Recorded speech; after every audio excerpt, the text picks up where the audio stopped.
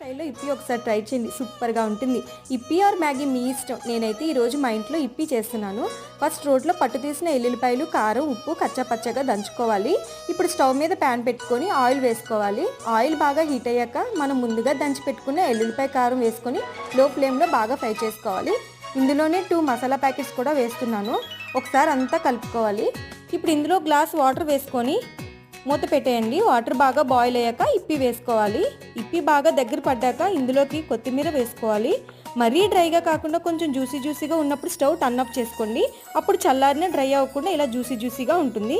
అంతే అండి, ఎంతో టేస్టీ ఇప్పి రెడీ. మీలో ఎంతమందికి ఇప్పి ఇష్టమో కమెంట్ సెక్షన్లో కమెంట్ చేయండి.